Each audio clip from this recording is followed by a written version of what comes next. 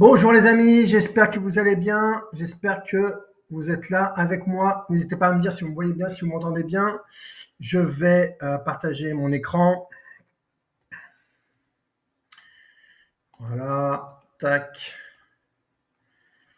Voilà, avec en flash spécial le verdict, le bilan à date de la levée de fonds qu'on a initiée donc il y a maintenant 15 jours avec un premier tour et ensuite qu'on a poursuivi avec un deuxième tour la semaine dernière auquel vous avez été tous conviés.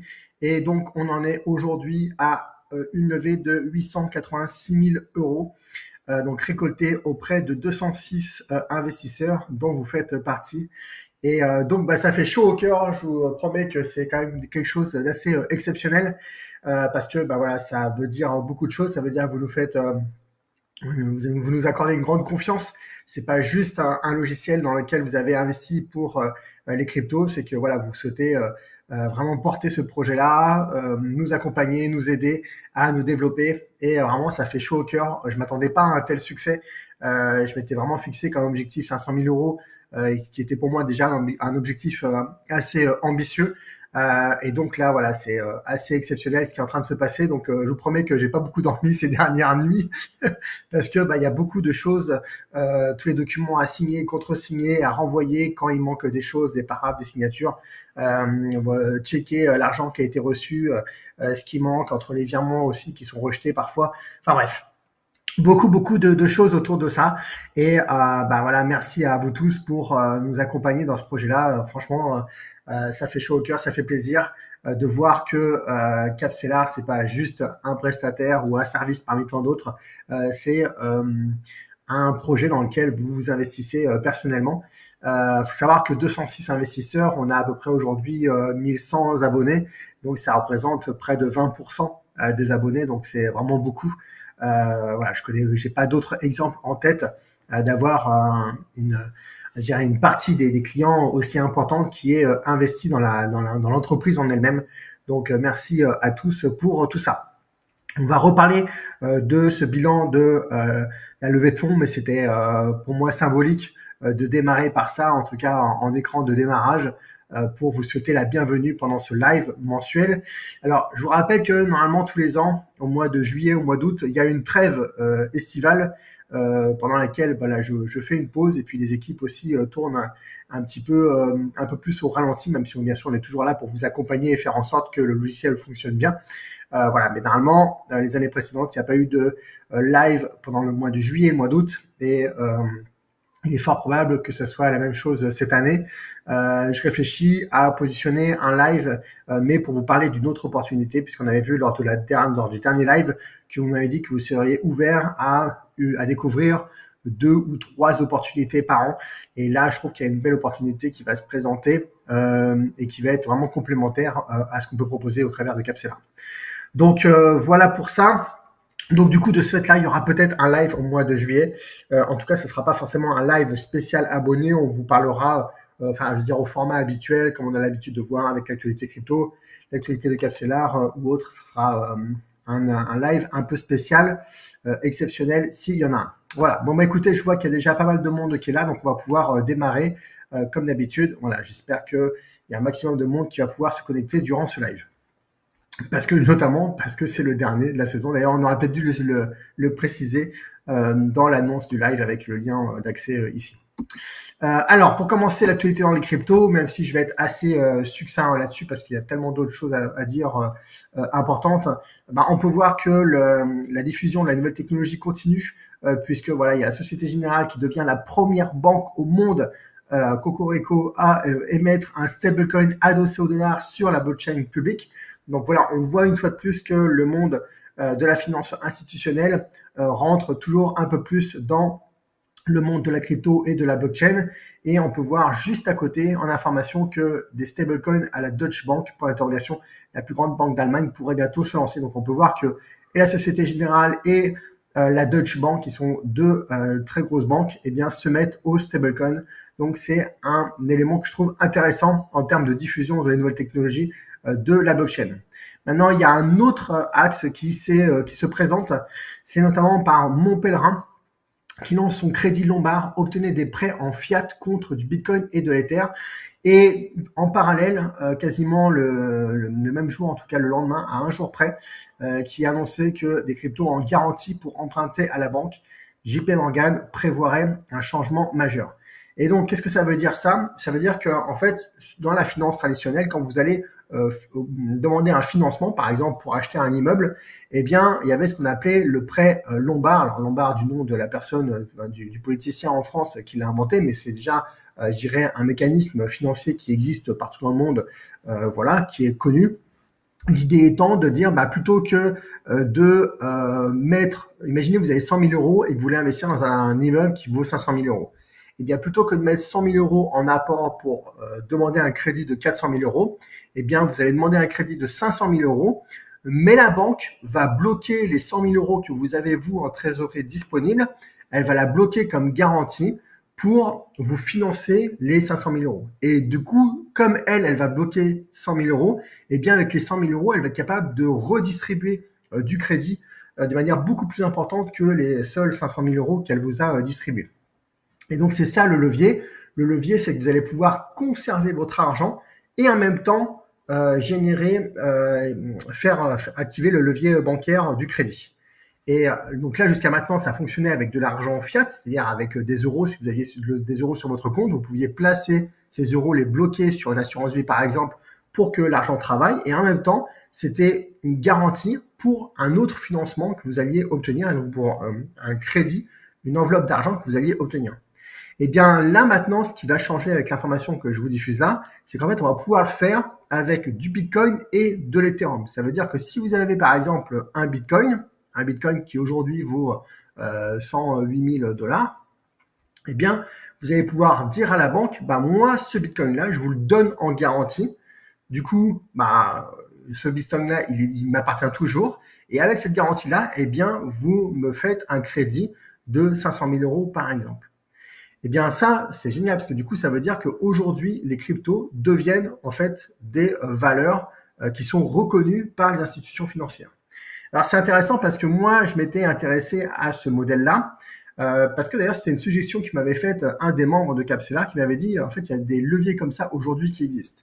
Et donc, par exemple, on pourrait imaginer que vous achetez un Bitcoin ou un demi-Bitcoin, vous le mettez en garantie. Donc, par exemple, voilà, donc un demi-Bitcoin, on va dire que c'est 50 000 $. Vous le mettez en garantie, par exemple, chez Mon Pèlerin. Et avec cette garantie, Mon Pèlerin vous fait un crédit de 50 000 $. Donc, vous avez 50 000 $ de bloqués chez eux, donc ils vont travailler. Et en même temps, vous pouvez dégager 50 000 euros de crédit que vous allez pouvoir faire travailler, par exemple, sur Capsela. Et donc, de fait, sur, par exemple, les 5 ans qui vont se passer, à la fois, votre demi-Bitcoin, lui, va se développer, et à la fois, l'argent, les 50 000 $ que vous aurez récupérés, que vous aurez placés sur Capsela, eux également vont travailler. Et donc, ce sera facile, à la fin, de rembourser Mon Pèlerin des premiers 50 000 $ qui ont été versés. Et donc, du coup, c'est génial parce que, en fait, ce qu'on peut faire aujourd'hui sur l'immobilier en activant l'effet de levier du crédit, eh bien, on va pouvoir le faire demain avec des cryptos. Alors, si j'en ai pas parlé jusqu'à maintenant, c'est parce que pour moi, c'est pas terrible en fait de pouvoir activer le levier du crédit uniquement sur la base du Bitcoin. Moi, dans mon idéal, il aurait fallu qu'on fasse un partenariat, ou il faudrait qu'on fasse un partenariat avec Mon Pèlerin en disant, nous, on veut pas du Bitcoin comme garantie, on veut comme garantie un fonds qui soit piloté par Capsela. Parce que pour nous, Capsela, c'est la stratégie la plus sécurisée. Et même si on croit dans le Bitcoin, on ne veut pas concentrer tout notre risque sur une seule crypto. Voilà, bon, on n'est pas aujourd'hui à ce niveau de sophistication. C'est pour ça que je ne vous ai pas proposé. Mais en tout cas, maintenant, vous avez en tête ce mécanisme-là qui est intéressant puisque les institutions financières commencent à se mettre à ça. Ça veut dire que dans 5 ans ou dans 10 ans, eh bien, on pourra faire un petit peu ce qu'on veut. Et pourquoi pas, on pourra connecter un portefeuille Capsela en garantie pour actionner le levier bancaire pour demander de l'argent et faire également travailler cet argent-là sur Capsela. Voilà, imaginons si on peut faire une liste Père Noël. Voilà, mais en tout cas, ça devient de plus en plus palpable et de plus en plus possible avec ces leviers-là. Donc ça, c'est la deuxième grosse info. La troisième grosse info, c'est que il y a toujours plus d'entreprises en fait qui vont utiliser les cryptos et notamment le Bitcoin pour placer leur excédent de trésorerie. Alors on voit nous déjà parmi effectivement les abonnés de Capstellar qu'il y en a certains d'entre vous qui utilisent leur excédent de trésorerie pour le placer sur les cryptos via Capstellar. Donc ça, c'est quelque chose qui est déjà nous qu'on peut déjà observer à notre échelle. Eh bien, il y a des entreprises comme Stratégie. Donc, Stratégie ralentit ses achats de Bitcoin face à la concurrence des trésoreries d'entreprises. Trésorerie Bitcoin, cette entreprise norvégienne cotée en bourse se lance à son tour. Donc, on voit en fait qu'il y a vraiment un mouvement des entreprises qui mettent une partie de leur trésorerie sur le Bitcoin. À côté de ça, encore deux petites informations. Avec Xstock, Kraken lance la trading d'actions tokenisées sur la blockchain Solana. Donc ça veut dire quoi? Ça veut dire qu'il y a aujourd'hui, pour acheter des actions, il y a la bourse.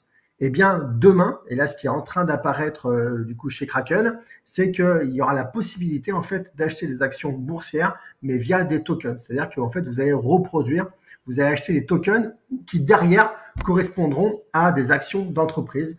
Et donc, voilà, ça participe en fait à ce mouvement de tokenisation des biens, que ce soit des biens immobiliers, que ce soit des actions, que ce soit des œuvres d'art, etc., etc.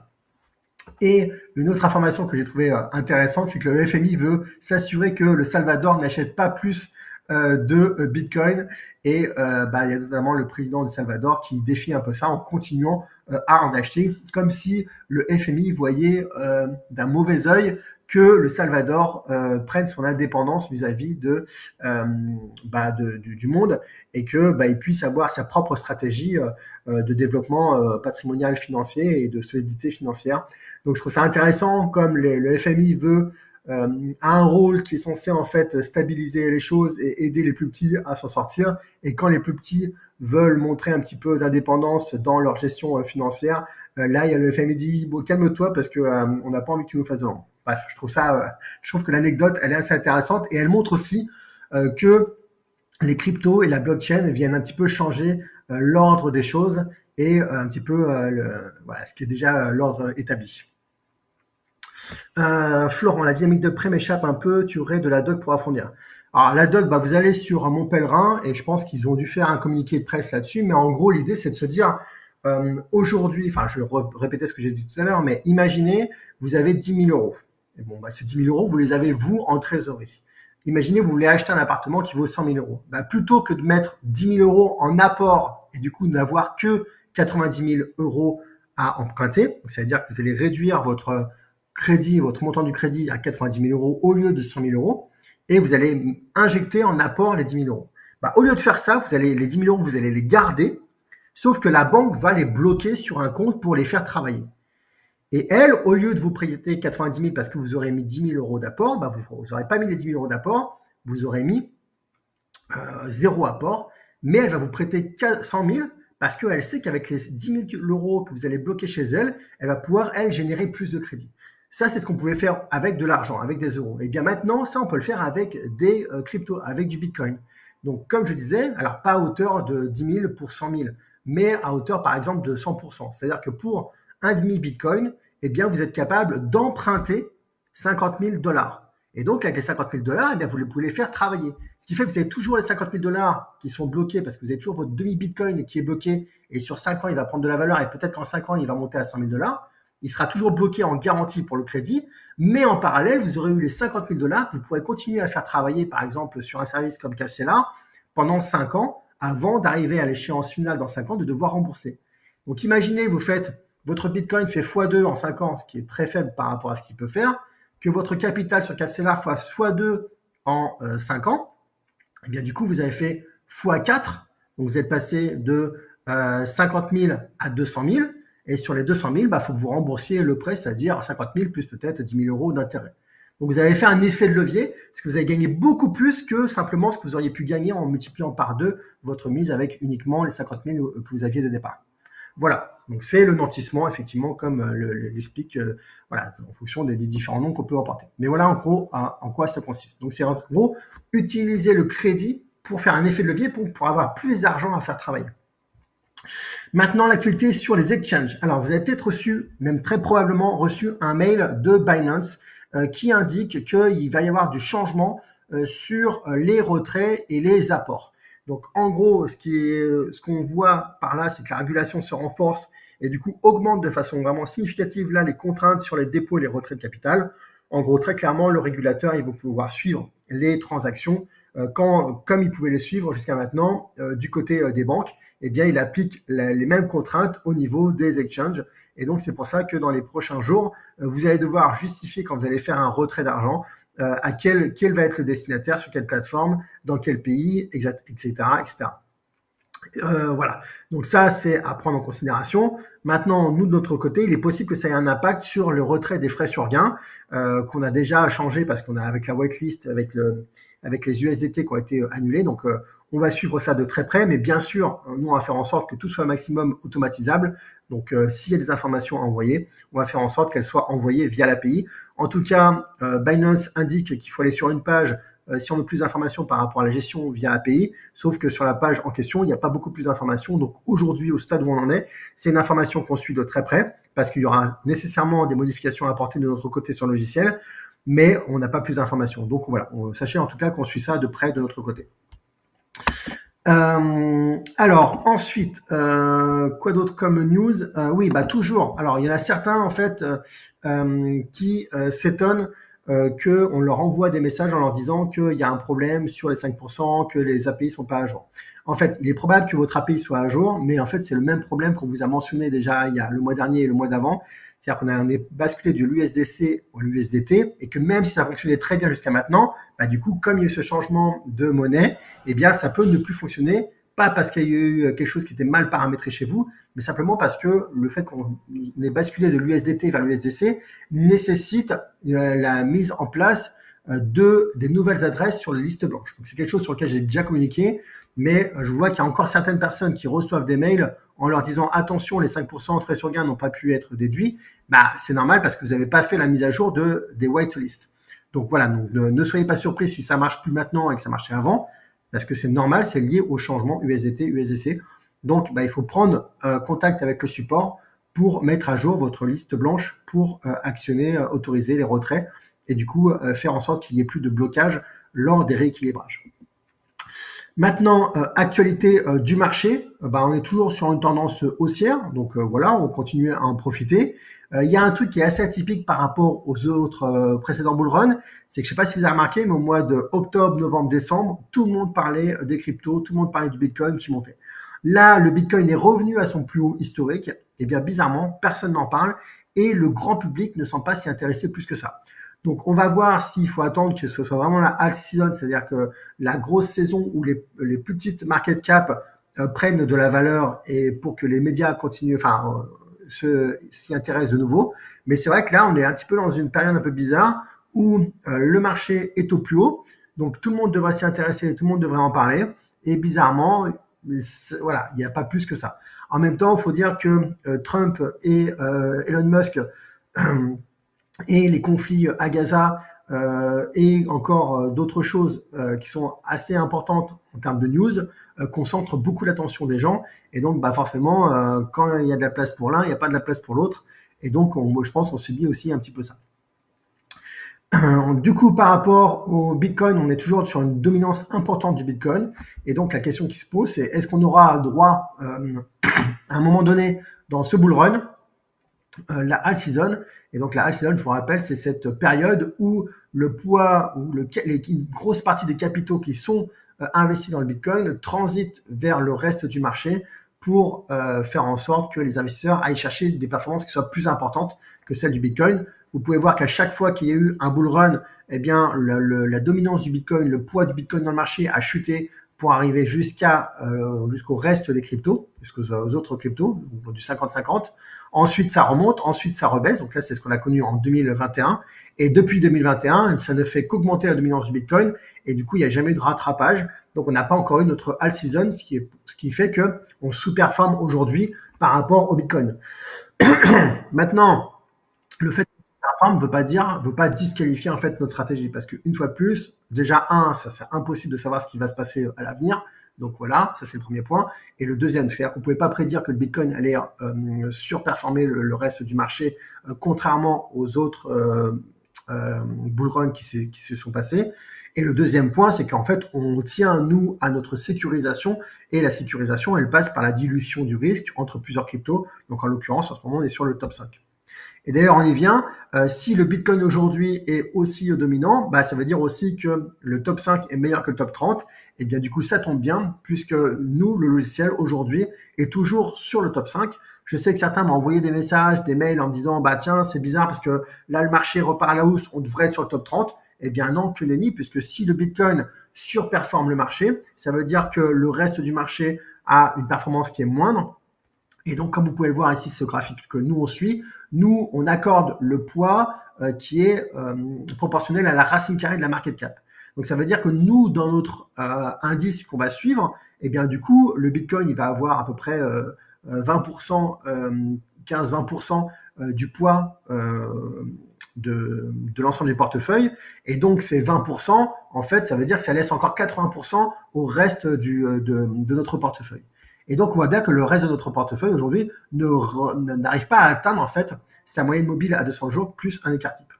Donc, voilà ce qui explique qu'aujourd'hui, on est toujours sur le top 5, mais vous voyez quand même qu'il y a eu un grand bond en avant et qu'il est possible dans les prochains jours ou les prochaines semaines qu'on redépasse au-dessus de notre moyenne mobile plus un écart type, auquel cas, on rebasculera sur le top 30, mais ne vous inquiétez pas, ça va se faire de manière 100% automatique.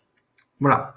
Et une fois de plus, je vous rappelle qu'on est sur une stratégie long terme et que si vous effacez toutes les fluctuations passagères, si vous prenez une photo tous les 4 ans, vous voyez que ce soit le Bitcoin ou le monde des cryptos de manière globale, il est là pour être porteur sur le long terme. Donc, pas d'inquiétude, on est là pour du long terme. Donc, on ne va pas surréagir aux petites fluctuations passagères.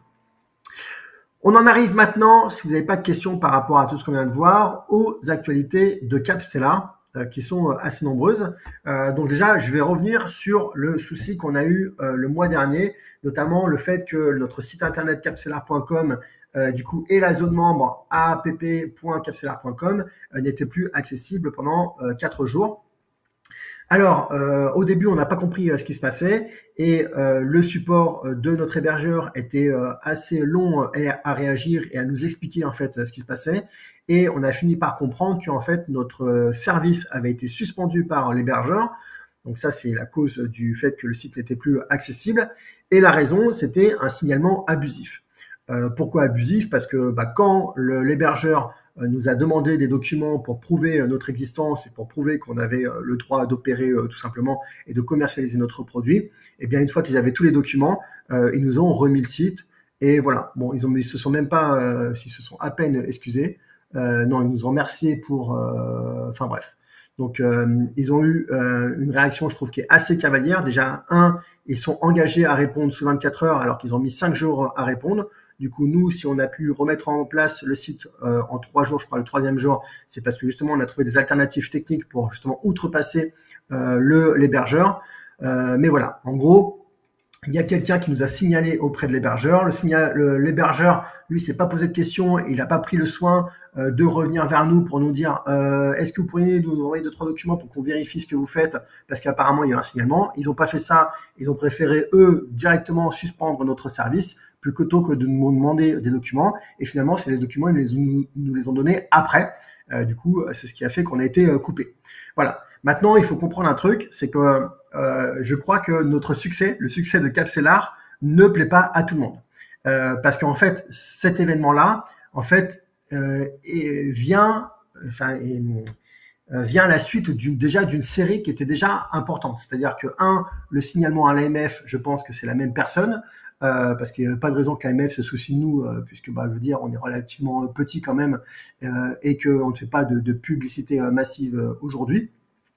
Donc, je pense que le signalement à l'AMF, c'est cette personne-là qu'on dérange. Ensuite, il y a eu des avis négatifs à intervalles réguliers, des avis 1 étoile sur Trustpilot. On voit bien qu'ils sont mensongers, qui sont de la même personne. Ensuite, on a eu le signalement de notre site auprès des listes noires d'antivirus, ce qui fait que, je ne sais pas si vous vous rappelez, mais il y a 1 mois et demi, notre site n'était plus accessible parce qu'il était bloqué par les antivirus. Une fois de plus, on a envoyé tous nos documents aux antivirus qui ont prouvé, qui ensuite se sont excusés et nous ont remis notre site sans problème. Ensuite, notre hébergeur et là, plus récemment, notre nom de domaine pour les emails. Donc, on voit bien qu'en fait, il y a une personne qu'on dérange, probablement un concurrent ou que sais-je. En tout cas, notre succès dérange et c'est ce qui fait que cette personne-là, en fait, elle passe énormément d'énergie à nous signaler un petit peu partout. Bon, sauf que maintenant, elle a un petit peu fait tout ce qu'elle pouvait faire. J'ai du mal à percevoir comment elle pourrait nous ralentir davantage. En tout cas, nous, ça nous a permis en fait d'identifier des points d'amélioration. Un, pour commencer, de privilégier les hébergeurs qui sollicitent leurs clients avant de couper par erreur. Donc, on a trouvé, identifié des hébergeurs qui seraient plus à même, en tout cas plus pro par rapport à ça, et qui vont pas faire suspendre l'hébergement au moindre signalement parce que ils sont toujours abusifs. Utiliser un nom de domaine différent pour votre zone membre. En fait, nous, notre enjeu, c'est que vous ayez toujours accès en fait à la zone membre, que vous ne soyez pas pénalisé parce qu'on commercialise avec capselar.com, mais que du coup, vous puissiez avoir par exemple accès à la zone membre sur capselar.io, capselar.ai. Enfin, on verra, mais en tout cas, on mettra un nom de domaine spécifique pour que vous puissiez y accéder, même si on a une coupure d'un hébergement sur notre site vitrine. Et également mettre une barrière supplémentaire pour complexifier un petit peu l'identification de notre hébergeur. Voilà. Maintenant, le point qui est pour moi le plus important, c'est qu'en fait, à aucun moment, l'algorithme qui fait les transactions n'a été impacté. Pourquoi? Parce qu'en fait, globalement, dans la structuration de sécurité de notre infrastructure, bien sûr que l'algorithme, il est à l'écart. Je vais même vous dire un truc, c'est que l'algorithme, il n'a même pas de nom de domaine. L'algorithme, c'est une chaîne de caractères, de 30 caractères, qui est simplement introuvable. Et donc, vous n'avez aucune crainte à avoir, c'est que même si notre site n'est plus accessible pendant quelques heures, ça ne veut pas dire que le logiciel ne tourne plus. D'ailleurs, tous ceux qui ont eu des rééquilibrages durant cette période-là se sont rendus compte qu'ils ont continué à avoir leur compte qui était actualisé. Donc vraiment, ça c'est important à comprendre en termes de sécurité de notre infrastructure. Le logiciel qui va faire les transactions, lui, est sur un serveur qui est complètement à part. D'ailleurs, c'est un serveur qui est dédié, qui est hébergé chez un hébergeur dédié. Donc ça veut dire qu'il n'est pas touchable par n'importe quel signalement possible et que donc en fait vous êtes serein par rapport à ça. Quoi qu'il arrive par rapport aux attaques que nous on peut subir, vous pouvez être tranquille parce que les attaques ne vont jamais vous concerner vous individuellement, personnellement. Voilà. Tac, tac, tac. Voilà. Juste, du coup, je vais répondre à Virginie. Bonjour, j'essaie de contacter le support par mail depuis le 6 juin, mais sans succès. Avez-vous du retard sur le traitement des mails? Alors, il se peut arriver, effectivement. Donc, il peut arriver aussi, du coup, qu'on ne reçoive pas. Donc, justement, comme il y avait des problèmes d'email, voilà, on va voir comment on peut mettre en place, en fait, un système qui garantisse que vous recevez bien nos mails et que nous, on reçoit bien nos mails. Alors, quel est l'hébergeur? Alors, pour ne pas le nommer, c'est Hostinger. Et franchement, on va vite partir de chez eux, je pense. Mais en même temps, ce qui est dommage, c'est que maintenant, ils savent, ils ont tous les documents. Donc, en fait, l'ironie du sort, c'est qu'ils ont été mauvais. Mais comme maintenant, on a envoyé les documents et que du coup, il y a leur signalement, ils ont bien vu que c'était abusif. En fait, on a quasiment plus de sécurité maintenant chez eux parce qu'ils nous connaissent mieux, quoi. Voilà. Alors, du coup, c'est quoi le problème avec Roupen, justement? Donc, j'en arrive. Donc, du coup, ce problème-là a entraîné une crise de confiance en interne. Donc, vous voyez que je suis 100% transparent sur comment fonctionne l'entreprise. Et notamment, ça a été déclenché en grande partie par le manque de sang-froid de Roupen. Donc, je vous rappelle que Roupen était rentré dans l'entreprise pour être mon bras droit, puisqu'en fait, il pilotait, il avait la direction opérationnelle de toute l'équipe. Je tiens à préciser que Roupen a été exemplaire pendant 2 mois sur le travail qu'il a fait sur les process, sur le traitement des problèmes et des sujets, ce qui m'a permis moi de me libérer la charge mentale pour notamment préparer la levée de fonds, travailler sur le projet d'ouverture de la filiale en Estonie. Donc bref, il a vraiment fait un travail qui est important. C'est quelqu'un qui est vraiment très professionnel. C'est juste que là, en fait, il y a eu un événement pour lequel je pense qu'il s'est senti dépassé. Et si vous voulez, Roupen, il avait une grosse expérience dans l'industrie, dans le B2B, dans des grosses entreprises qui sont très corporate, à l'international, mais pas en B2C et pas sur, on va dire, une thématique technologique. Et il faut savoir que Roupen était dans tous les échanges que j'avais avec le webmaster. Et donc, très rapidement, on a identifié que c'était un signalement abusif. Et donc, en mettant en place, nous, de notre côté, tout ce qu'on pouvait pour récupérer le nom de domaine et le faire rediriger vers un autre hébergement pour que vous puissiez accéder le plus rapidement possible à votre zone membre. Voilà, je pense que Roupen n'a pas compris tout la nature de tous les échanges. Et voilà, même si c'était quand même relativement simple, en tout cas, j'ai toujours été 100% transparent avec lui. Et force est de reconnaître que, en fait, il a transmis un petit peu le stress qu'il avait par rapport à cette situation qui le dépassait. Il l'a transmis à l'équipe. Donc, pour moi, malgré tout le professionnalisme qu'il avait et tout ce qu'il a apporté à l'entreprise pendant 2 mois, c'est impossible pour moi d'imaginer amener l'entreprise à 1 milliard de capital sous gestion comme c'est mon ambition aujourd'hui, avec une personne qui peut en fait se sentir dépassée pour finalement en fait un événement qui était de petite nature en fait. Ce qui s'est passé, c'est rien en fait, c'est rien. Il y a juste une personne qui a été dire à notre hébergeur, bouh, attention à ces personnes-là, c'est pas bien ce qu'elles font. Mais je veux dire, c'est rien, ça reposait sur rien. On a envoyé les documents, c'était terminé, ça a duré 3 jours. Donc si sur un événement comme ça peut générer un tel stress malgré tout le professionnalisme une fois de plus de Roupen, bah, je pouvais pas. Voilà. Donc en gros, on a une discussion sérieuse. C'est la discussion voilà, un peu houleuse où je lui ai expliqué que je comprenais pas sa réaction, que finalement il a décidé lui-même en fait de démissionner et du coup on a stoppé notre collaboration. Donc voilà en toute transparence ce qui s'est passé dans l'équipe. Bien sûr, j'ai fait une réunion d'équipe où j'ai répondu à toutes les questions et les interrogations par rapport à ça. Et pour ceux qui aiment bien le gossip, n'hésitez pas à aller sur mon compte LinkedIn pour voir les posts que j'ai fait à propos de ça. J'ai également fait des articles de blog sur le site capcellar.com pour expliquer notre philosophie, expliquer notre positionnement et voilà. Mais sachez en tout cas que cette personne qui ne veut pas forcément que du bien, j'en suis tombé follement amoureux parce que c'est pour moi, en fait, ça a réveillé une volonté.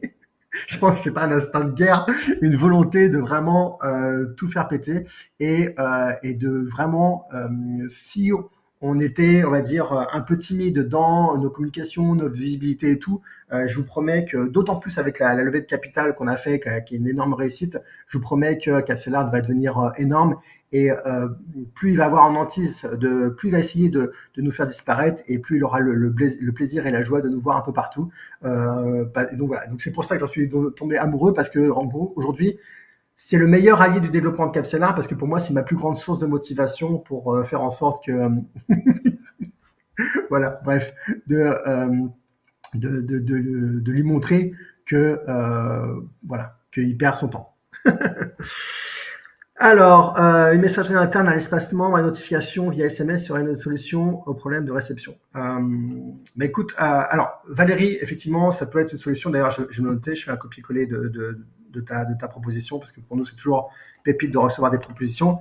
Maintenant, faut bien comprendre que justement, dans la levée de fonds, il y avait un enjeu de recruter un CTO qui soit à la hauteur justement de toutes les problématiques techniques qu'on rencontre aujourd'hui et qui sont liées en fait justement à notre développement. Et donc voilà, c'est dans ce cadre-là qu'on a recruté un CTO. Donc je vais revenir un petit peu là-dessus tout à l'heure. On va également repartir des recrutements. Un autre problème qui a eu lieu là récemment, c'est que certains d'entre vous ne reçoivent plus leur synthèse. Donc en gros, ils nous envoient un message en nous disant « Bonjour, j'ai pas eu de rééquilibrage ce mois-ci, d'habitude c'est le 8, merci de votre réponse. » Donc voilà, donc il y a un petit peu un effet de panique. Donc déjà, ne paniquez pas. Allez sur la zone membre sur app.capcellar.com et vous pourrez consulter l'historique de tous vos rééquilibrages. Donc même si vous ne recevez pas la synthèse, ça ne veut pas dire qu'il n'y a pas eu de rééquilibrage. Et notamment, on a constaté qu'on avait des problèmes avec Orange, avec La Poste, avec SFR, avec Free, avec Wanadoo. Et en fait, en gros, c'est les petits opérateurs nationaux qui mettent en place des règles plus strictes vis-à-vis des emails. Donc, la première chose que nous, on va faire dans les prochains jours, c'est de mettre en place un nouveau nom de domaine pour les envois d'emails, donc qui sera @capcellar.io. Comme ça, du coup, une fois de plus, ça sera déconnecté du capcellar.com qui peut parfois poser problème parce que justement, il subit les attaques et notamment les signalements intempestifs. Mais surtout, c'est que si vous utilisez pardon, si vous pouvez utiliser Gmail, pour nous, c'est le mieux. Voilà. Et une fois de plus, on va revenir avec le CTO sur tous ces aspects-là pour renforcer ça. Mais vous inquiétez pas, le logiciel fait quand même son travail. C'est pas parce que vous n'avez pas reçu de synthèse que le logiciel n'a pas fait son travail. Donc, vous pouvez toujours aller sur app.capcellar.com pour accéder à l'historique de vos rééquilibrages. Alors, pas moyen de savoir qui persécute Capcellar ni de porter plainte. Tac, tac. Vous n'avez pas pu atteindre. Alors, j'aurais bien aimé, mais en fait, j'ai harcelé Hostinger pendant une semaine pour leur demander le signalement, qu'ils me fassent une copie du signalement. Ils n'ont jamais voulu me donner le signalement. Il faut savoir qu'aujourd'hui, les signalements en fait protègent les personnes parce que du coup, les hébergeurs, eux, sont censés demander l'identité de la personne qui fait le signalement, mais elle ne le fait pas toujours. Et deux, même si elle le demande, pour vérifier que le signalement repose bien sur une personne qui existe, elle n'a pas le droit de le diffuser, elle n'a pas le droit de le divulguer. Et donc voilà, donc bien sûr, je les ai menacés, j'ai essayé de leur faire dire, voilà, bref, qu'on allait leur envoyer les avocats et tout. Ils veulent rien entendre, je les ai harcelés pendant une semaine, ils veulent rien entendre. Mais bien sûr, j'aimerais bien savoir qui c'est. Pas pour me venger, mais pour qu'on ait une explication entre adultes. Voilà. Bref, parce que je pense qu'il y a des meilleures façons d'agir. Et s'ils se sentent menacés, il y a peut-être finalement derrière. Moi, j'aime bien trouver derrière les problèmes, les opportunités qu'il y a. Donc, moi, je pense que derrière cette personne qui nous en veut, il y a potentiellement un partenariat possible. Voilà, en tout cas, c'est ma façon de voir les choses. Je suis peut-être un petit peu un bisounours, mais voilà, c'est comme ça que je fais. Quelle est la place de Facebook dans ton dispositif de communication? Je trouve Facebook, The Capcellar, tu es où parmi ces deux adresses? Aujourd'hui, Facebook n'est pas notre endroit de prédilection pour communiquer. Je crois qu'on a créé une page, mais c'est surtout pour faire de la publicité. Donc aujourd'hui, notre communication va plutôt sur les réseaux sociaux professionnels comme LinkedIn. Mais cela met du stress quand on a la non-réception email plus importante. Oui, je comprends, mais voilà. Mais c'est pour ça d'ailleurs que je communique dessus. Voilà, on est en train, nous, on cherche des solutions pour que justement vous ayez une fluidité totale et un service total. Maintenant, sachez, rappelez-vous que à l'origine, en fait, on n'envoyait que des mails et très rapidement, on a basculé sur la zone membre. Parce que toujours en vous envoyant les mails, parce que certains d'entre vous les recevaient pas, ou parce qu'ils les perdaient, ou parce qu'ils les supprimaient par erreur. Donc juste rappelez-vous que comme vous connaissez votre date de rééquilibrage d'anniversaire, eh bien, si c'est le 8 du mois, bah, le 8 à midi, sachant que les rééquilibrages ont lieu le matin chez nous à 9 heures, donc c'est-à-dire en France à 7 heures du matin, voire à 6 heures quand c'est l'hiver, bah voilà, vous le savez, vous pouvez connecter à midi et regarder s'il y a le rééquilibrage ou pas, si vous n'avez pas reçu le mail. Voilà. En tout cas, ça, c'est quelque chose qui peut renforcer votre confiance. Et je suis justement là pour vous expliquer les problèmes qu'on a, pour que vous en soyez au courant et que du coup, bah, vous puissiez justement ne pas avoir à stresser s'il y a des soucis de réception comme ça. Voilà pour ça. Donc, maintenant, avec la levée de fonds qui a été un franc succès, donc il y a Yann, donc le CTO, qui a été validé dans son recrutement. Donc, il a posé sa démission et là, il est en train de négocier pour pouvoir partir au plus vite de son entreprise, sachant qu'il travaille dans une multinationale et qu'il m'a annoncé ce matin qu'il avait besoin de 6 signatures pour valider le fait qu'il puisse sortir, sachant que dans la volonté de sortir, il y a le fait qu'il puisse prendre quelques jours de congé qu'il n'avait pas pris. Donc ça, ils sont en train de lui refuser. Et que, en fait, ce qu'ils lui mettent en avant, c'est que s'il veut partir plus tôt, il faut lui racheter, en fait, les journées. Donc, plutôt que ce soit eux qui ne le payent pas, il faut leur racheter les journées. Et donc, j'étais dit à Yann que j'étais prêt à racheter le maximum de journées possibles pour qu'il puisse rentrer le plus vite possible chez nous. Ça, c'est le premier point. Donc, Yann devrait nous rejoindre normalement, si les choses se passent bien, tout début juillet. Et il va commencer à faire quelques sessions en prenant sur ses congés pour nous rejoindre, voilà, organiser quelques sessions au mois de juin.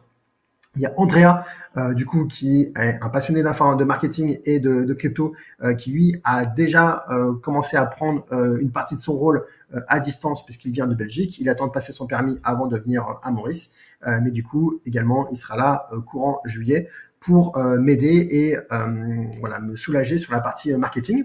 Et du coup, effectivement, comme vous l'avez mentionné tout à l'heure à juste titre, effectivement, aujourd'hui, on recherche un directeur des ventes qui puisse porter en fait le développement de Capcellar à l'international, même si on envisage déjà aujourd'hui de mettre en place des choses. Mais j'aimerais vraiment quelqu'un qui soit vraiment bilingue et qui ait la maîtrise de la vente et à la fois du monde crypto pour pouvoir porter cette ambition qui va être très importante sur les prochaines semaines et les prochains mois. André, cette transparence avec les incidents et rassurante. La réalité de la vie des entreprises est continue ce genre de difficultés. Effectivement, je me méfie toujours de ceux qui me disent que tout va bien. En outre, les difficultés que vous rencontrez et la manière dont vous les résolvez me profitent aussi grâce au partage d'expérience. Effectivement, André, tu as tout à fait raison. Peut-on changer d'adresse mail sur la plateforme ou doit-on envoyer un mail au support? Voilà, effectivement, voilà, ça fait partie des choses qu'on devrait pouvoir faire de manière autonome sur la plateforme. Aujourd'hui, c'est pas possible, donc effectivement, il faut envoyer un mail au support pour qu'on puisse changer votre adresse, nous, de notre côté. Maintenant, parmi les bonnes nouvelles, il y a aussi des nouvelles fonctionnalités que je ne sais pas si vous avez pu les voir, vous, de votre côté. Déjà, l'accès au crédit sur gain et à la liste des transactions. Quand vous allez sur votre compte dans les paramètres, vous avez ici le crédit sur gain. Donc là, il se trouve que je suis sur un exemple où il y en a 0.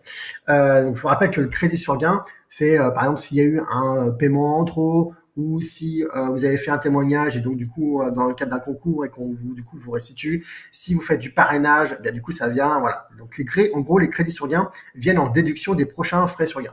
Donc vous pouvez retrouver ici votre niveau de crédit. Maintenant, le point qui est le plus intéressant pour moi, il me semble, c'est qu'ici, vous avez accès aux transactions. Donc, quand vous allez dans Paramètres sur votre compte, vous cliquez ici sur Transactions, sur Voir, et en fait, vous pouvez accéder à l'historique de vos transactions. Parce que, comme je l'ai expliqué dans les précédents lives, on a eu des problèmes parfois sur des renouvellements d'abonnement qui ne passaient pas par le processeur de paiement. Donc, des paiements par carte bancaire qui ne passaient pas, et donc vous n'étiez pas au courant, nous, on n'était pas au courant, ou même des fois, quand il y a des paiements par carte bancaire qui échouent, eh bien, du coup, il n'y a pas de visibilité. Donc, quand on revenait vers vous en vous disant, bah voilà, vous avez un retard de paiement, c'était pas de votre faute et c'était pas forcément de la nôtre non plus, mais du coup, il y avait en fait une espèce d'incompréhension et du coup, après, il fallait qu'on vous explique à partir de quel jour vous étiez inscrit et du coup, à quel jour le renouvellement était prévu et que finalement, il n'avait pas eu lieu, que vous pouviez vérifier sur votre compte en banque, etc., etc. Donc maintenant, pour vous faciliter la vie là-dessus et aussi pour nous faciliter la vie, eh bien, on a mis la liste des transactions sur votre zone membre. Donc, quand vous allez dans Paramètres, comme ici, donc vous allez sur Paramètres, ensuite vous allez sur Voir les transactions, et vous avez ici toutes les transactions. Donc vous avez les transactions à la fois des frais sur gain du rééquilibrage, voilà, donc en USDC, et vous avez également les transactions de carte bancaire. Donc vous voyez qu'ici, là, il y a le 13 février 2024, l'abonnement à 270 € par an, il est passé, et vous voyez que pour cette personne-là, le 13 février, eh bien, il est en erreur. Donc, le jour où on va relancer cette personne-là en disant attention, votre paiement du mois de février n'est pas passé, du coup, il faudrait le repasser. Du coup, vous pourrez, vous, de votre côté, le vérifier via cette liste de transactions. Donc, ce sera beaucoup plus transparent, beaucoup plus clair et beaucoup plus limpide et ça vous permettra, vous également, de le suivre dans le temps. Et encore une autre fonctionnalité, c'est que dans la nouvelle zone membre, il n'y avait pas le paramétrage de la sécurisation. Donc, je vous rappelle que c'est pas un paramétrage que vous pouvez mettre en place vous-même tout seul de votre côté parce que ça implique trop, on va dire, d'impact dans le rééquilibrage. Donc, on préfère encore le faire nous-mêmes quand vous nous demandez pas au support. Et du coup, c'est nous qui le mettons en place. Mais par contre, vous avez accès du coup au paramétrage qui est mis en place. Et donc, par exemple, vous pouvez voir que sur ce compte-là, type de sécurisation, donc on est sur une sécurisation dynamique. La prochaine sécurisation se déclenchera à partir de 54 036 $ et que le gain sur la période, du coup, sera supérieur à 10%.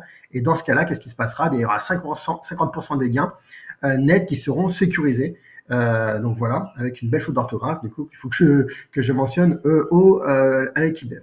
Donc voilà, maintenant vous avez accès à ça. Donc, du coup, c'est mieux pour ceux qui ont mis en place une sécurisation des gains d'avoir du coup accès à leur paramétrage.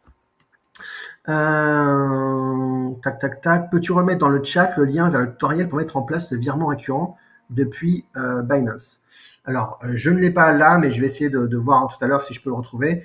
Mais n'hésitez pas à envoyer des mails au support pour ça. Et ça, c'est dans la zone membre. Donc, dans la zone membre, si vous êtes dans ressources, vous allez pouvoir le trouver facilement. Mais j'essaierai tout à l'heure de partager mon écran pour retrouver ça. Pareil, je me le note pour revenir dessus plus tard. Mais dans la zone membre, il y a tout ça. Mon rééquilibrage a bien eu lieu, mais je n'ai pas reçu mon mail d'information. Mais surtout, je suis surpris que le capital soit sur le top 5, car mon premier rééquilibrage a été fait sur le top 30 et ne comporte même que 29 lignes. Je l'ai expliqué tout à l'heure, on est toujours sur le top 5, donc ne soyez pas étonnés. Vous avez en fait dans la zone membre un onglet qui s'appelle Indice. Et dans l'indice, il y a l'indice, il y a les entrées-sorties et il y a le troisième graphique qu'on a ajouté il n'y a pas longtemps, qu'on a ajouté le mois dernier, qui est le top 5. Et donc, si la courbe est en dessous de si la courbe du marché est en dessous de la courbe bleue qui est de la moyenne mobile plus un écart type à 200 jours, eh bien c'est normal qu'on soit sur le top 5. Donc c'est vraiment cette courbe-là que vous pouvez surveiller.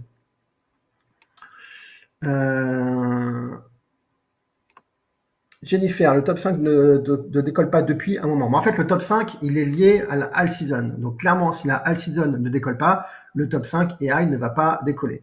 Maintenant, je vous rappelle que c'est quoi le pari du top 5? Le pari du top 5 AI, c'est de dire que sur le long terme, la blockchain va profiter de l'IA et que l'IA va profiter de la blockchain. Donc c'est ça en fait. Et donc du coup, vous ne faites pas un pari sur le développement du marché des cryptos, vous faites un pari sur la complémentarité de la blockchain avec l'intelligence artificielle. Donc forcément, l'attente va être beaucoup plus importante et le risque va être beaucoup plus important dans le sens où il y aura des fluctuations plus importantes, mais également le retour sur investissement sera plus important à l'issue bien sûr de la période et donc il faut attendre qu'on arrive à la valeur d'usage. Donc bien sûr, il va falloir plusieurs années avant d'arriver à une belle performance du top 5 et entre-temps, on subit la contre-performance aujourd'hui des alt seasons, c'est-à-dire des autres cryptos autres que le Bitcoin, parce que tout à l'heure j'ai expliqué que le Bitcoin surperformait le marché.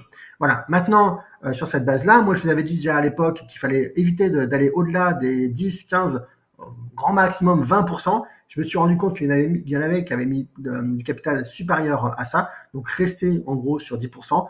Et aussi que si vous êtes en dessous de 10 000 euros de capital, les frais de fonctionnement du logiciel, du coup, sont importants et du coup, ça vaut moins le coup. Parce que si vous êtes à moins de 10 000 euros du capital, 10 000 euros, ça fait 1 000 euros. Donc, 1 000 euros à faire travailler avec 9 euros par mois, là, ça va. Mais si vous êtes à 5 000 euros de capital et que vous allez faire travailler 500 euros, vous voyez bien que la proportion de ce que ça vous coûte, 90 euros par an, pour faire travailler 500 euros de capital, elle est moins intéressante.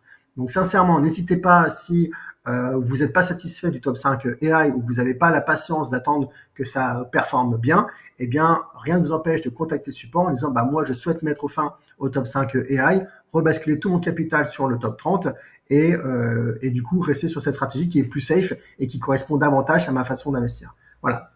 Comme j'avais dit au départ, c'est plus risqué avec un potentiel de croissance plus important, mais forcément des variations aussi plus importantes.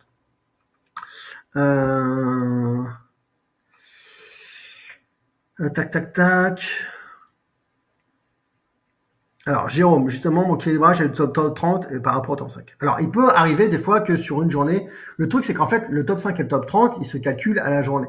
Donc, si vous êtes tombé sur une journée où il y a eu un pic qui fait que le marché a été supérieur à la moyenne mobile plus de 100 jours, eh bien, c'est possible. Maintenant, ça fait partie des choses sur lesquelles nous, en fait, aujourd'hui, clairement, il nous manque un écran de pilotage des rééquilibrages pour voir où est-ce qu'on en est, ceux qui sont bien passés, ceux qui sont moins bien passés. Donc, ce qui fait qu'aujourd'hui, on fait beaucoup de traitements manuels. Et une fois de plus, c'est ce que va nous apporter le CTO, donc Yann, qui va nous rejoindre.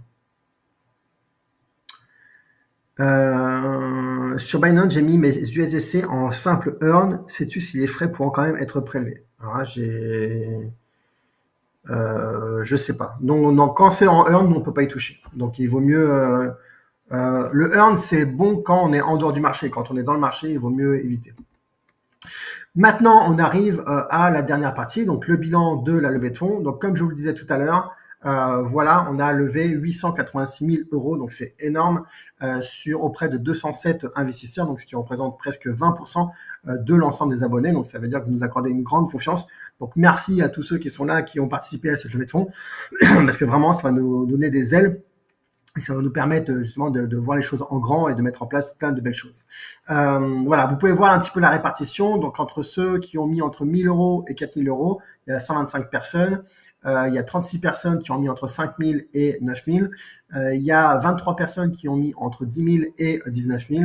Il y a 10 personnes qui ont mis 20 000 et il y a 2 investisseurs qui ont mis 50 000 euros chacun. À chaque fois, du coup, il y a des avantages qui correspondent. Donc, les 125 qui se sont abonnés, qui ont investi entre 1 000 et 4 000 euros, ils ont un abonnement qui tombe à 200 euros par an, plus 5% des gains. Ceux qui ont investi entre 5 000 et 9 000, il y en a 36, ils bénéficient d'un abonnement à 100 euros par an. Et ceux qui ont mis entre 10 000 et 19 000, ils accèdent à un abonnement offert en frais fixes et des frais variables de 4%. Ceux qui ont mis 20 000 euros ont un abonnement offert avec 3% de frais sur gain. Et ceux qui ont mis 50 000, eh bien, ils ont accès à 2% de frais sur gain. Voilà, donc le résultat Le résultat, c'était dimanche soir, qui était à, je sais plus, 900, non, 876. Et donc, depuis, il y a eu encore d'autres investisseurs qui ont profité, en fait, que le formulaire était toujours disponible. Et donc, ce qui fait qu'aujourd'hui, on est arrivé à 886. Maintenant, il y a encore des personnes qui m'ont envoyé des mails en me disant oui, je suis arrivé trop tard, j'étais en déplacement, j'ai pas pu accéder à mes mails. On a un très bon abonné, lui, voilà, sa femme a accouché pendant la durée de la levée de fonds, donc du coup, il n'a pas pu voir tous les mails, il n'a pas pu suivre tout ça. Donc en gros, ce que j'ai décidé, c'est de réouvrir, de faire une réouverture du coup express jusqu'à dimanche minuit. Donc ceux qui n'ont pas eu le temps de profiter de la levée de fonds de la semaine dernière, bien allez-y. Vous pouvez le faire maintenant. D'ailleurs, je vais vous mettre en place un bouton qui va vous permettre de le faire. Donc voilà. Voilà, donc le bouton, j'ai oublié de le renommer, donc c'est pas rejoindre le service Capstellar, mais c'est rejoindre en gros la levée de fonds. Voilà. Et l'objectif, je veux dire, c'est que si on est arrivé à 886 000 euros, je pense qu'on peut atteindre le million. Alors, sachez en revanche que à chaque fois qu'il y a 100 000 euros de plus qui rentrent dans la levée de fonds, ça veut dire que moi, j'ai un potentiel de gain au final qui va se réduire de entre 1 et 2 millions. Donc, à chaque fois que j'ouvre 100 000 euros de plus, c'est comme si moi, je perdais de manière indirecte, j'avais un manque à gagner indirect de 1 million à 2 millions. Parce que le potentiel de gain, comme je vous l'ai expliqué dans la vidéo, c'est x10 à x20. Donc voilà, donc c'est pas pour prendre plus d'argent, c'est pour en faire profiter plus de monde, parce que nous, notre objectif, c'était déjà 500 000. Donc voilà, donc aussi un point qui est important, c'est que franchement, si vous êtes dans Capstellar, profitez-en. Pourquoi? Parce que même si vous investissez uniquement que 1000 euros, comme vous avez déjà, votre abonnement passe de 270 euros à 200 euros, bien vous gagnez 70 euros par an, et 70 euros par an sur 1000 euros d'investis, ça fait 7% de rendement. Donc même ça, ça vous permet d'obtenir mieux que le livret A et mieux que beaucoup d'assurance vie. Et sachant que le potentiel de plus-value, c'est de faire x10 à x20 d'ici 5 à 10 ans au moment de la revente de toute ou partie de l'entreprise. Donc voilà, donc plus vous investissez, moins de mon côté j'ai de parts, mais plus on ira loin ensemble.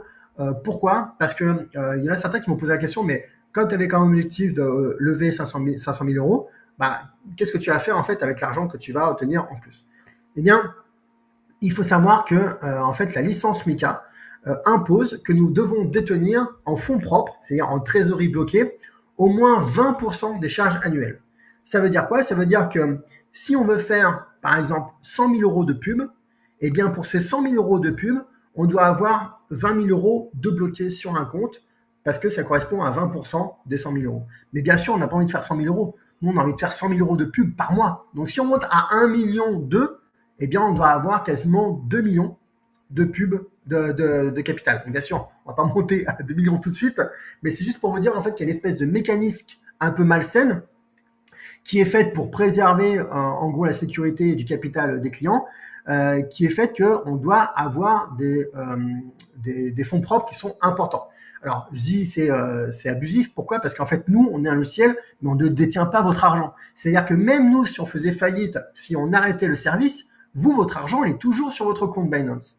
Et donc, c'est pour ça que moi, je trouve que cette licence, elle ne permet pas en fait, de s'ajuster en fonction du niveau de prestation que les prestataires proposent. Parce que nous, on est simplement un logiciel qui va faire des transactions pour équilibrer, mais c'est vous qui avez accès à votre argent, nous, on n'a pas accès à vos fonds. Alors, qui propose ça pour un fonds de placement, je le conçois, mais pour nous, ça n'a pas beaucoup de sens. En tout cas, même si ça n'a pas de sens, on est obligé d'y faire face et du coup de respecter ça. Et donc, si on a 500 000 euros de dépenses annuelles, entre les charges salariales, entre les charges de logiciels, parce qu'on a des logiciels importants sur la licence, le marketing, etc., 500 000 euros, ça peut paraître peu comme ça, mais du coup, ça fait qu'on aura 100 000 euros de bloqués. Et donc, si on monte à 1 million de dépenses, eh bien, on a 200 000 euros de bloqués. Et donc, vous voyez que si on a cet argent qui doit être bloqué, eh bien, en plus des 500 000 euros qu'on doit investir, c'est toujours intéressant d'avoir peut-être 200 000, 300 000, 400 000 euros de bloqués qui vont nous permettre justement de développer nos charges et donc du coup nos investissements pour faire rentrer plus de clients et puis développer aussi la plateforme et toutes les le logiciel, continuer à l'améliorer. Et donc, du coup, forcément, le fait qu'on ait du capital comme ça dans la levée de fonds va renforcer la solidité financière vis-à-vis du régulateur. Et forcément, le régulateur, plus il va voir qu'on a un capital qui est important, donc là, on va être sur une valorisation de près de 7 millions, puisque aujourd'hui, donc, je vous avais dit que c'était 6 millions pré-monnaie, donc ça veut dire qu'avec le capital qui est ajouté là, on est à 6 millions 900 000, et qu'on va peut-être monter à 7 millions si on atteint l'objectif du million. Et puis, ça va servir également à financer des nouveaux tunnels d'acquisition client. Donc là, j'ai plein d'idées et notamment, il y a des idées qui demandent un petit peu de fonds parce qu'en fait, ça va nous permettre de faire de l'acquisition d'actifs. Alors, je vous en parle pas plus, mais en gros, on pourrait, en fait, avec les fonds qu'on a là, qui sont quand même importants, on pourrait imaginer de la croissance externe. Voilà.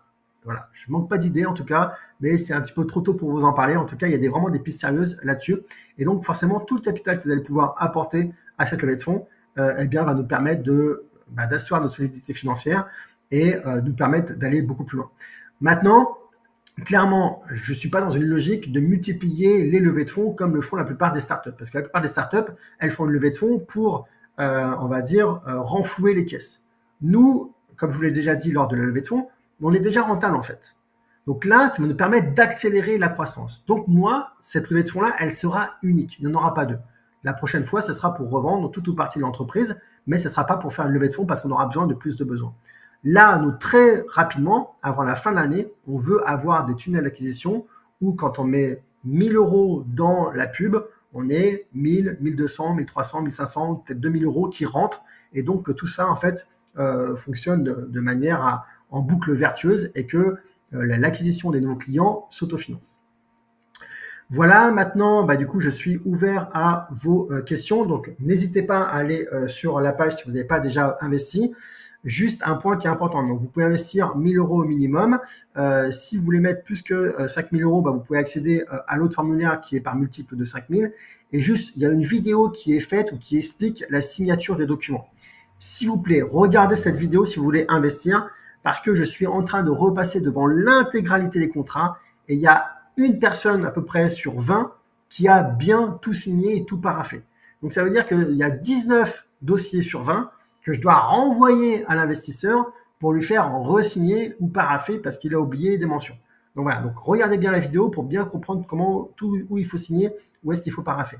Voilà. Ensuite, il y a une date qui est au 7 mai. C'est la date où j'ai réalisé le document. Vous inquiétez pas, cette date, elle est valable. Donc, ne vous en souciez pas, ne rajoutez pas une date par-dessus, sinon après, ça devient illisible.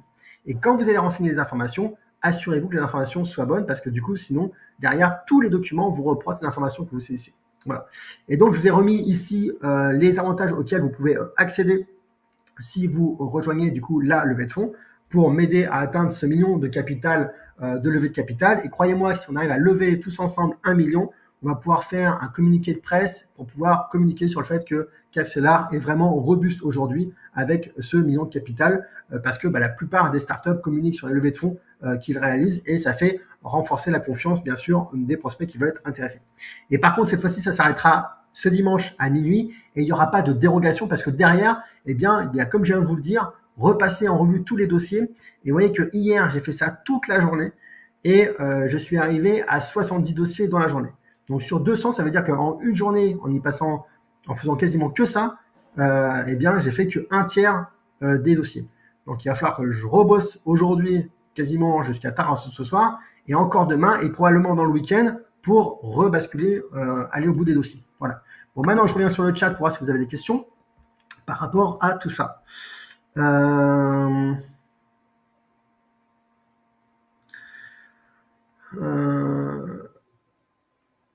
Alors, Béatrice, OQC m'envoie un document avec une mauvaise adresse. J'ai envoyé un mail, mais pas de réponse. Alors, comme je l'ai envoyé un mail à l'ensemble des investisseurs, vous voyez, hier, j'ai passé une journée dessus. Je suis juste à un tiers. Donc, laissez-moi le temps de repasser sur les dossiers. Moi, je recheck tout et on voit ensemble s'il faut refaire le document. Mais pas d'inquiétude, Béatrice. D'ici 15 jours, tout sera OK. Un autre point aussi qui est important, c'est que vous pouvez remplir le dossier maintenant, vous inscrire. Et derrière, si vous avez besoin de quelques jours pour réunir les fonds ou faire le virement, il n'y a pas de problème. Un autre point aussi, c'est que quand vous faites le virement, mentionnez bien Flow Corporation, qui est le nom de l'entreprise. Parce qu'il y en a certains d'entre vous qui ont mis Florent Fouque, c'est très gentil, mais l'argent, il n'est pas pour moi. L'argent, il est pour l'entreprise. Et du coup, notre banque, quand elle reçoit un virement qui est adressé au nom de Florent Fouque sur un compte qui appartient à l'entreprise, bah, qu'est-ce qu'elle fait? Elle le rejette. Et du coup, derrière, on perd du temps, il faut refaire. Marc, je suis connecté à mon espace et je n'ai pas accès aux nouvelles fonctionnalités. Alors, c'est dans paramétrage, les fonctionnalités. Donc, tout en bas à gauche, les nouvelles fonctionnalités que j'ai mentionnées, c'est dans paramétrage. Tibur, si on a déjà investi une somme, peut-on rajouter du capital? Alors, oui, mais il faut... si tu fais ça, Tibur, dans le formulaire là que tu vas remplir, il faut que tu mettes la somme totale que tu veux investir. Il ne faut pas mettre la somme que tu veux rajouter. Il faut mettre la somme totale, tu choisis par virement, et ensuite tu feras paiement en plusieurs fois de ce montant-là. Mais en fait, ce qui est important, c'est vraiment de saisir dans le formulaire la somme globale que vous voulez investir, parce que derrière, le logiciel, l'automatisation va mettre à jour le montant, et derrière, les documents qui vont être générés vont être des documents qui vont être générés par rapport à ce montant-là. Donc, si vous mettez maintenant un capital en plus, bah, du coup, ça va faire plusieurs documents et il n'y aura qu'un seul document par investisseur. Donc oui, Tibur, c'est possible, mais dans le formulaire là, juste bien mettre le montant total que tu vas investir. Et après, peu importe si tu fais un virement, 2 virements, 3 virements ou tu passes par l'ACB pour 1000 ou 2000 euros, c'est pas très grave. Bah voilà, Annick, la même chose, refaire. Et du coup, moi, je verrai, si je vous ai déjà envoyé le document, je verrai et on affinera. Mais bien mentionner le bon document. Après, si vous le faites, mieux vaut m'envoyer un email avant. Comme ça, on s'organise ensemble. Moi, j'efface les informations que j'ai déjà chez vous, ou du moins, je les enregistre, je les mets en sauvegarde quelque part. Et comme ça, après, je mets à blanc toute la ligne pour que l'automatisation puisse bien fonctionner et qu'il n'y ait pas de problème. Donc, Tiburs et Annick, envoyez-moi un mail pour me dire combien vous voulez mettre au final. Et comme ça, je vous renvoie les informations pour bien faire les choses ensemble.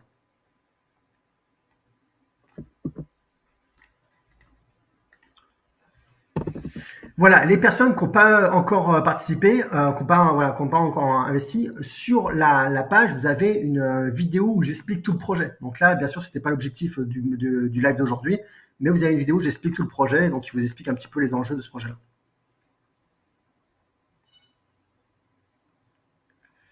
Alors, est-il possible d'investir pour un mineur? Alors oui, j'ai reçu cette question-là. Donc j'imagine que c'est pour Théo, Sophie. J'ai envoyé la question à mon avocat qui m'accompagne sur la structuration juridique, enfin l'équipe d'avocats qui m'accompagne sur la structuration juridique, et j'ai pas obtenu sa réponse. Sincèrement, moi, je vois pas ce qui pourrait bloquer, mais je regarde là s'il m'a répondu entre-temps. Valentin. Non, il m'a pas encore répondu. Non, c'est Tom. Ouais.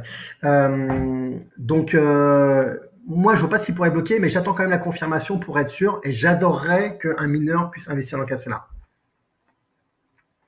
Patrick, pourriez-vous, s'il vous plaît, me communiquer le trade record de la stratégie Capsela, exprimé en pourcentage sur l'ensemble de l'année 2024, ainsi que pour le mois de mai. Alors, en fait, Patrick, je peux pas faire ça. Parce qu'en fait, on est sur un logiciel où vous payez 27 € par mois. Le principe de ce prix qui est relativement bas, c'est qu'en gros, on ne fait pas de personnalisation. C'est-à-dire que c'est un service global automatisé. Maintenant, Patrick, si tu vas sur la zone membre, dans le menu indice, donc je vais y aller tout de suite là d'ailleurs, comme ça je vais faire la démo.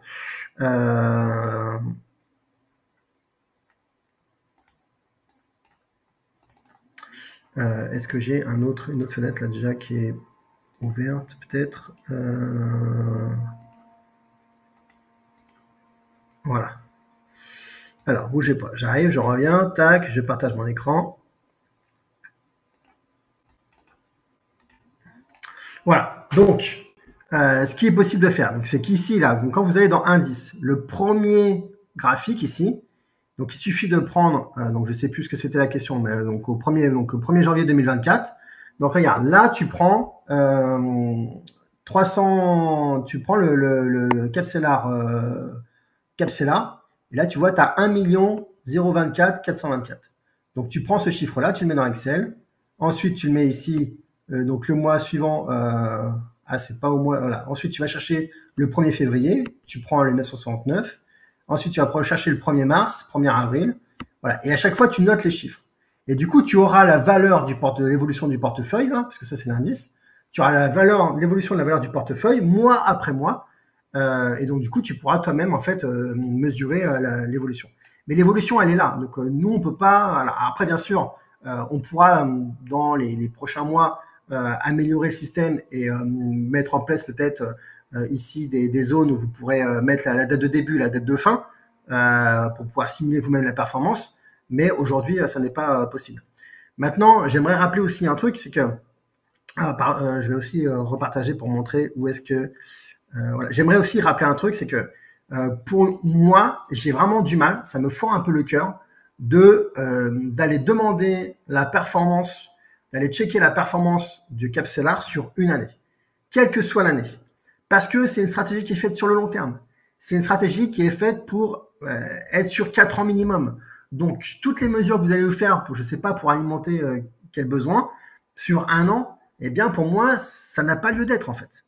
Je reprends l'analogie du voyage. C'est comme si vous dites, bah tiens, je vois une pub pour l'île Maurice, je réserve mon billet, je vois que voilà, c'est cher d'aller à l'île Maurice. Ensuite, j'ai la queue à l'aéroport, je perds ma valise à l'escale. Et là, à l'escale, je me dis, bon, c'est bien gentil, l'île Maurice, on m'a vendu des plages, mais finalement, c'est que des embrouilles à gérer. En fait, c'est un peu ça. Il n'y a que quand vous êtes sur la plage à l'île Maurice, c'est-à-dire que quand vous êtes allé au bout du process, que vous pouvez vraiment en bénéficier. Donc moi, je ne suis pas fan de vouloir mesurer sur une période inférieure à 4 ans la performance de cette stratégie-là. Voilà, bon, voilà, j'ai dit ce que j'avais à dire, maintenant, faites ce que vous voulez. Voilà, donc il faut aller dans paramètres, et c'est quand on va dans paramètres ici qu'on voit transaction, et qu'on clique sur voir, et qu'on voit la liste des transactions. Voilà, donc vous voyez qu'ici, il y a eu des erreurs sur les deux fois. Voilà, et qu'est-ce que j'avais d'autre à montrer? Je ne sais plus. Ouais, je ne sais plus. Bon. Alors, qu'est-ce qu'il y a d'autre comme question?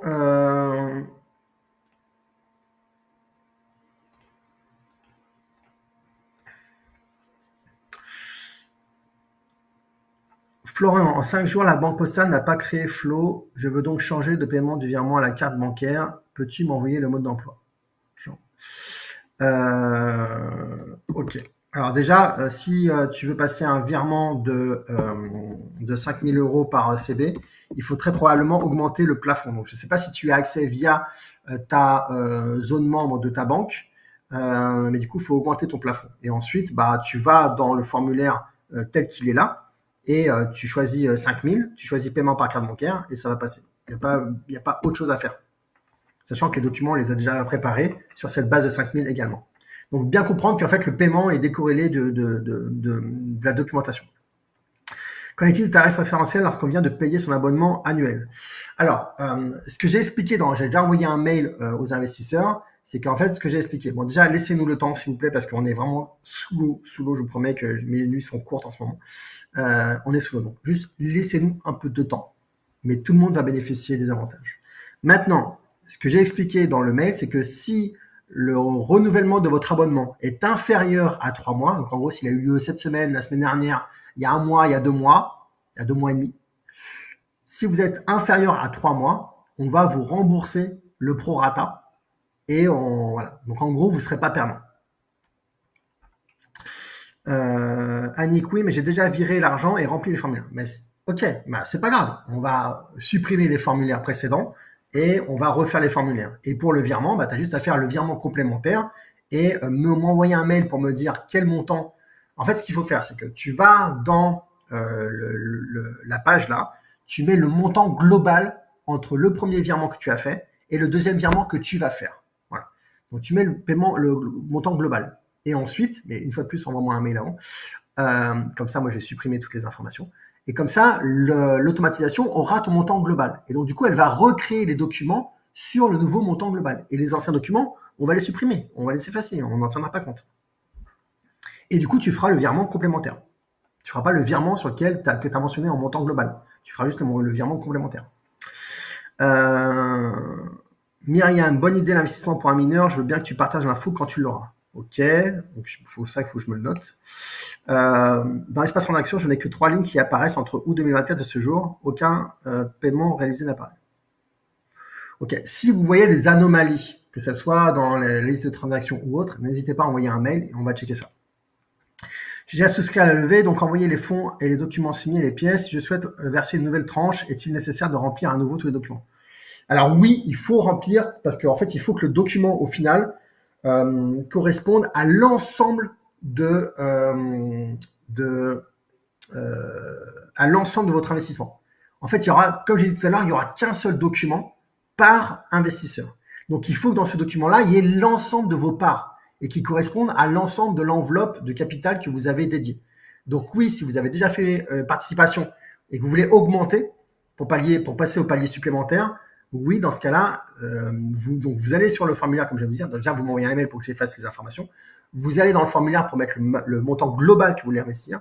Et du coup, vous faites du coup les documents avec cette nouvelle valeur et vous faites le virement complémentaire uniquement du complément en fait, du solde, entre le premier paiement et le deuxième paiement. Florent Corporation. Effectivement, flow, c'est un petit jeu de mots entre le flow que j'aime bien parce que je suis fan d'approche systémique et j'aime bien cette idée du fluide, du flow, des choses qui sont fluides. Et c'est un jeu de mots effectivement avec mon prénom. Désolé si la réponse a été donnée. Les avantages sur les frais sont-ils valables? Alors, le pourcentage, oui, mais sur les frais fixes offerts, oui. C'est-à-dire qu'à partir de en orbital, oui. À partir de 10 000 euros, oui. Mais en dessous, là, pour la version décollage et la version propulseur, ça n'intègre pas le top 5 AI. Voilà. Mais entre nous, le top 5 AI, comme j'ai dit tout à l'heure, il n'a pas vraiment lieu d'être si vous êtes sur un capital inférieur à 10 000 euros. Voilà. Donc, mais sachez que si vous êtes en mode décollage ou en mode propulseur, il n'y aura pas de gratuité et il n'y aura pas de remise, de réduction sur le top 5 AI. Voilà, donc ça j'ai répondu aux questions. Je suis tombé sur la page de modification, mais le temps restant est à 0, donc je ne peux pas modifier. Je ne comprends pas quelle page. Je comprends pas quelle page de modification. Jean, je sais pas de quoi on parle. Désolé. Pourriez-vous m'indiquer si les 5% de commission sur les frais sur gain s'appliquent chaque mois ou sur la performance mensuelle ou annuellement? C'est mois par mois. Ça, c'est immuable depuis la nuit des temps. Ça a toujours été mois par mois. Parce que c'est fait en fait au moment où on fait le rééquilibrage. Voilà les amis, et ben encore quel marathon on a eu ensemble pour ce nouveau live. Donc voilà, écoutez, j'espère que vous serez nombreux à profiter de cette levée de fonds. Une fois de plus, pour moi, ça change pas grand-chose, si ce n'est qu'en fait, je vous lâche un petit peu plus de mon pourcentage dans l'entreprise. Donc à chaque fois que vous prenez des bains, ça veut dire que moi, j'en ai moins. Donc en gros, j'ai un manque à gagner sur les prochaines années. Mais ce qui m'intéresse moi aujourd'hui, c'est de faire rentrer le plus grand nombre de personnes parce qu'en fait, ça va déjà nous renforcer, ça va faire qu'en sorte que ça va nous renforcer notre confiance ensemble, ça va renforcer je sais pas comment dire, notre lien, notre relation tout simplement. Et ça me fait plaisir aussi de vous faire profiter de cette opportunité-là. Et puis, voilà, c'est vous qui nous avez permis de nous construire sur les 3 premières années. Et donc, je trouve ça chouette en fait de vous offrir cette opportunité-là pour en profiter et du coup profiter de la hausse que ça va nous permettre d'obtenir sur les prochains mois et les prochaines années. Parce que j'ai vraiment l'ambition d'amener Capcellar très très loin. Vous savez que mon ambition, c'est de monter à 1 milliard de capital sous gestion avec 100 000 utilisateurs. Je pense que c'est vraiment réaliste. Je pense qu'on peut vraiment le faire. Je pense qu'on est vraiment sur un marché qui est porteur. Je pense qu'on a vraiment un super produit. Quand je regarde tous les produits qui sont proposés sur les cryptos aujourd'hui, je vois le niveau de complexité qu'il faut pour y accéder, même sur des plateformes comme Meria qui sont censées être grand public. Et sincèrement, je trouve qu'on a une offre aujourd'hui à laquelle personne ne répond. Je vois aucun produit aujourd'hui qui est sur le marché qui propose d'investir dans le marché des cryptos, alors qu'il y a vraiment un grand nombre de personnes qui veulent le faire de manière aussi simple et aussi efficace que nous. Donc vraiment, je crois en ce projet-là. Et écoutez, je suis ravi que vous puissiez me supporter dans cette ambition-là et que vous nous ayez apporté les moyens. 86 000, c'est énorme. Là, c'est certain qu'on va dépasser les 900 000. Est-ce qu'on va atteindre le million? Je ne sais pas, mais je pense qu'on peut le faire. Donc, écoutez, à vous de voir après si la réponse maintenant est de votre côté et la balle est dans votre camp. Alors, Guy... Bon courage pour la relecture. Bonne journée à tous. Merci, Guy. Peut-on dissocier la somme des dépôts investis du capital? Peut-on dissocier la somme des dépôts investis du capital? Je suis désolé, Sylvain, je ne comprends pas la question. Merci pour ta confiance, Elise, que tu nous offres. Merci, Florent, et bonne journée à tout le monde. Merci, Florent. J'attends le retour pour Tom et je vais surenchérir de mon côté. Bonne journée. Oui, Sophie, je me suis noté, hein, ton message, il est vraiment en attente. J'attends vraiment la réponse de mon avocat fiscaliste avocat juridique, pardon, sur cette partie-là. Merci pour toutes les infos, la transparence. Merci Florent, encore une fois. Merci Marine. Tu n'as pas dit si les billets pour Maurice étaient inclus dans les avantages d'investisseurs. Non, mais pourquoi? Par le passé, dans le cadre des formations, je proposais à gagner un voyage à Maurice. Voilà, donc pourquoi pas? Si j'ai une nouvelle idée qui va dans ce sens-là, pourquoi pas? Mais effectivement, le million. Voilà, on va aller chercher ce million. Merci encore pour votre bienveillance et pour votre énergie. J'aurais bien investi 10K en plus et plus, mais je n'ai pas fait faire mieux que 1000 euros. Mais 1000 euros, c'est déjà très bien. Faites à la hauteur de ce que vous pouvez faire.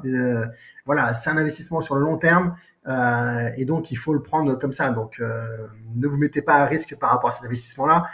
L'idée, c'est vraiment que ça va être de l'argent qui va être bloqué pendant 5 à 10 ans. Donc, c'est vraiment quelque chose dont vous n'aurez pas besoin sur les prochaines années. Écoutez, heureux d'avoir été là avec vous. Écoutez, je vous ferai un bilan de toute façon, quoi qu'il arrive, de cette levée de fonds avec le résultat final, qu'on atteigne le million ou pas. Mais voilà, ça serait, je pense, vraiment un chiffre symbolique à atteindre. Et vu la performance du marché qu'on a en ce moment, je pense que c'est atteignable. Bon, les amis, merci encore. Vous avez le lien. Je vais également vous renvoyer sur le lien juste après le live. Comme ça, voilà. Et voilà, n'hésitez pas à regarder la présentation du projet, parce que en fait, tout est dedans, tout simplement. Et voilà. Merci encore à tous et à très bientôt pour de nouvelles aventures. À très bientôt. Ciao, ciao.